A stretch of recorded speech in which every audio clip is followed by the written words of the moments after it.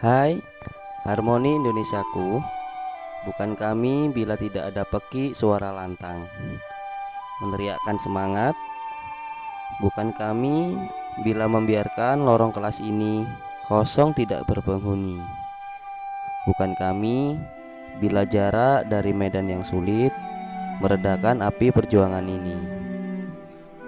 Bagi kami, pendidikan bukan hanya sekedar narasi, tumpukan naskah, tulisan, dan pengajaran di bumi.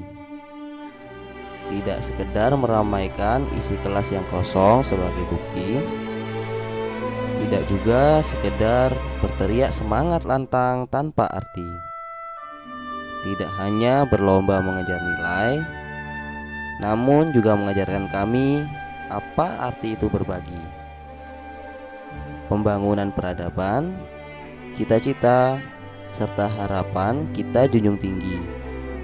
Di era pandemi ini, tak pernah kami menyerah kepada bumi.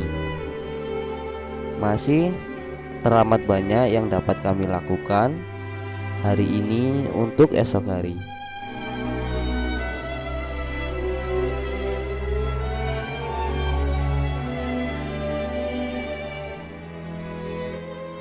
Assalamualaikum warahmatullahi wabarakatuh. Sekarang adalah tanggal 2 Mei atau yang biasa kita peringati sebagai Hari Pendidikan Nasional. Hari Pendidikan Nasional sendiri bertepatan dengan hari kelahiran Bapak Pendidikan Indonesia, yaitu Ki Hajar Dewantara.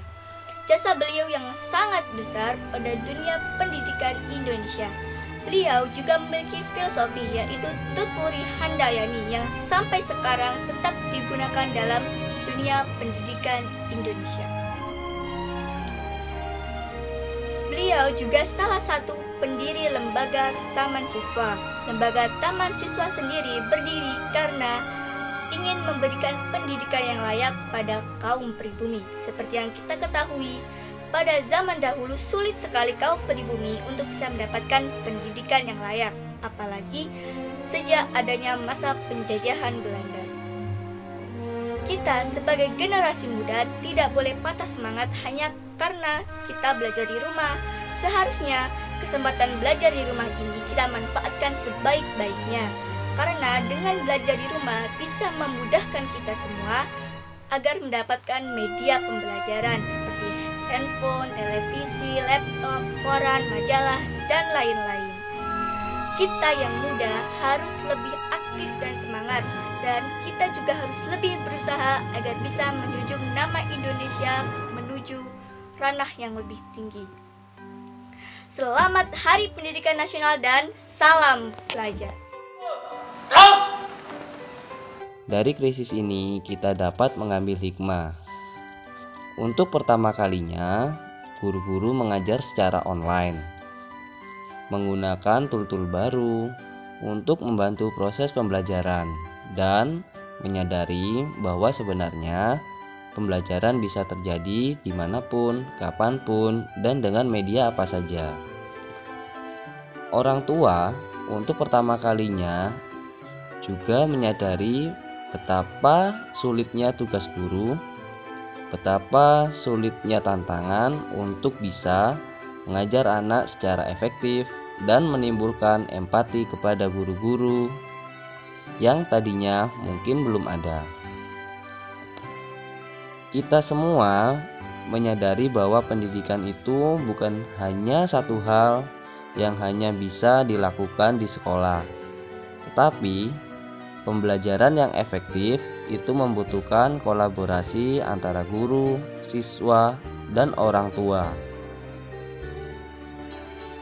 Kita sebagai masyarakat belajar mengenai betapa pentingnya kesehatan, kebersihan, dan betapa pentingnya norma-norma kemanusiaan di dalam kehidupan bermasyarakat atau bersosial. Timbulnya empati, timbulnya solidaritas pada saat pandemi COVID-19 merupakan suatu pembelajaran yang harus kita kembangkan, bukan hanya di masa krisis ini, namun masih tetap bisa kita laksanakan atau kita lakukan walau pandemik ini sudah berlalu. Belajar memang tidak selalu mudah, namun kita dituntut untuk berinovasi. Saatnya kita bereksperimentasi. Inilah saatnya kita mendengarkan hati nurani kita, belajar dari COVID-19 agar kita menjadi bangsa yang lebih baik di masa depan. Mari kita bersama-sama memajukan SMP Negeri 8 menjadi sekolah terbaik di kota